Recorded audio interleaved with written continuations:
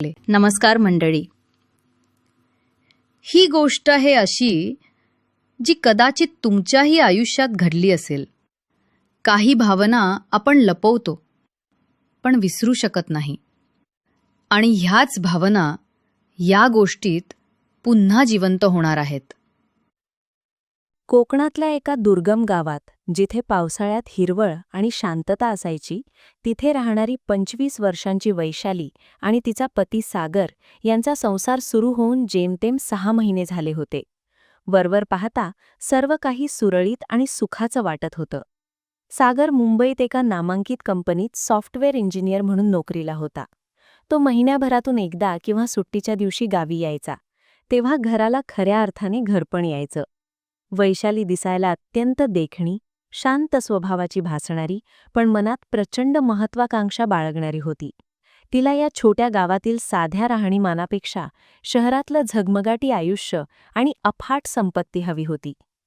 पण याच घराच्या जुन्या लाकडी भिंतीआड काहीतरी काळं आणि भयानक शिजत होतं. सागरचे 58 वर्षांचे काका भास्करराव हे गावातील एक प्रतिष्ठित पण अत्यंत कपटी स्वभावाचे जमीनदार होते. गावातील लोक त्यांना मान द्यायचे, पण त्यांच्या घराच्या उंबरठ्याआड त्यांचं स्वरूप वेगळंच होतं. भास्कररावांची पत्नी अनेक वर्षापूर्वी वारली होती. त्यांची मुलं परदेशात स्थायिक झाली होती आणि त्यांनी वडिलांशी संबंध तोडले होते. भास्कररावांची नजर आता आपल्याच पुतण्याच्या पत्नीवर, वैशालीवर पडली होती. त्यांच्याकडे असलेली एकरवर बागा आणि जमिनीचा अफाट विस्तार हा त्यांच्या आकर्षणाचं मुख्य साधन होतं. सागर जेव्हा मुंबईला नोकरीवर परत जायचा, तेव्हा भास्करराव वैशालीला एकटं गाठायचे. सुरुवातीला लेकीसारखी आहेस असं म्हणत मदतीच्या बहाण्याने सुरू झालेला हा संवाद लवकरच मोहात रूपांतरित झाला. भास्करराव तिला तिच्या गरिबीची जाणीव करून द्यायचे आणि सोन्या चांदीच्या वस्तू तिला भेट म्हणून देऊ लागले. वैशाली, सागर तुला आयुष्यभर पगार मिळवून देईल, पण मी तुला एका रात्रीत या जमिनीची मालकीण करू शकतो, असे विषारी आमिष ते तिला दाखवू लागले. वैशालीला साध्या जगण्यातून बाहेर पडायचं होतं आणि भास्कररावांना त्यांच्या उतारवयात तारुण्याचा मोह आवरत नव्हता. हळूहळू वैशाली या मोहाला आणि भास्कररावांच्या शब्दांना पूर्णपणे बळी पडली. तिचं सागरवरचं प्रेम आता एका आर्थिक फायद्याच्या आड येणारं अडथळं वाटू लागलं होतं. भास्कररावांनी तिला असं काही भुरळ पाडलं की तिने त्यांच्यासोबत मिळून सागरला वाटेतून बाजूला काढण्याचा गुप्त कट रचला. भास्कररावांना ही भीती सतावत होती की जर सागरला त्यांच्या या संबंधांबद्दल कळलं तर तो त्याला गावातून बहिष्कृत करेल आणि संपत्तीवरही हक्क सांगेल. आपल्याला कायमचं एकत्र राहायचं असेल आणि ही सर्व इस्टेट तुला मिळवायची असेल तर सागरला जावंच लागेल, असं भास्करराव तिला वारंवार बजावत होते. वैशालीनेही आपल्या मनातील उरलीसुरली दया झटकून दिली आणि संपत्तीच्या हव्यासापायी मृत्यूचा करार स्वीकारला. 15 मे 2024ची ती काळ रात्र होती. मुसळधार पाऊस पडत होता. विजांच्या कडकडाटाने वातावरण अधिकच भयानक झालं होतं. सागर सुट्टीसाठी गावी आला होता. त्या रात्री वैशालीने त्याच्या आवडीचं माशांचं कालवण बनवलं, पण त्यात भास्कररावांनी शहरातून आणलेलं बुंगीचं औषध अति प्रमाणात मिसळलं होतं. जेवण झाल्यावर सागरला लवकरच गाढ झोप लागली. मध्यरात्रीच्या सुमारास जेव्हा संपूर्ण गाव निद्राधीन होतं, तेव्हा वैशालीने भास्कररावांना घराच्या मागच्या दारातून आत घेतलं.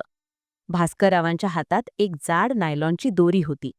दोघांनी मिळून सागरचा गळा दाबला. सागरने काही क्षण शरीराची हालचाल करून प्रतिकार करण्याचा प्रयत्न केला, पण गुंगीच्या औषधामुळे त्याचे स्नायू शिथिल झाले होते. विजांच्या कडकडाटात त्याचा शेवटचा हुंदका दबला गेला. कोणालाही संशय येऊ नये म्हणून त्यांनी असा बनाव रचला की सागरला रात्री अचानक हृदयविकाराचा तीव्र झटका आला. पहाटे वैशालीने संपूर्ण गल्ली हादरवून सोडेल असा खोटा हंबरडा फोडला. गाव गोळा झाला. प्रत्येकाच्या डोळ्यात पाणी होतं. काल रात्री तर तू नीट बोलत होता, मग अचानक काळाने घाला कसा घातला, असे प्रश्न लोक विचारत होते. पण वैशालीच्या नाट्यमय अभिनयामुळे कोणालाही शंका आली नाही.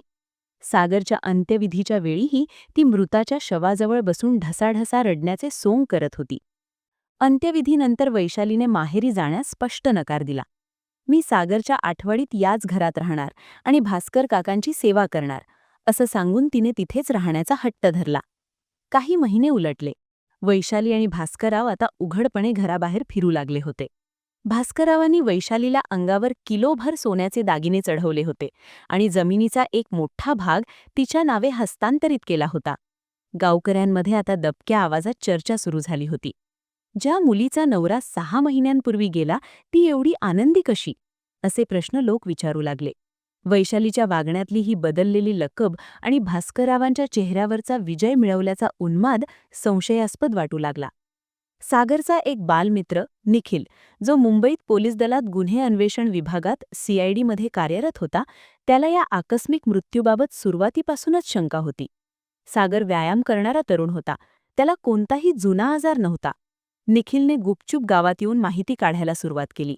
त्याने गावातील त्या डॉक्टरांशी चर्चा केली ज्यांनी केवळ भास्कररावांच्या शब्दावर विश्वास ठेवून मृत्यूचा दाखला दिला होता.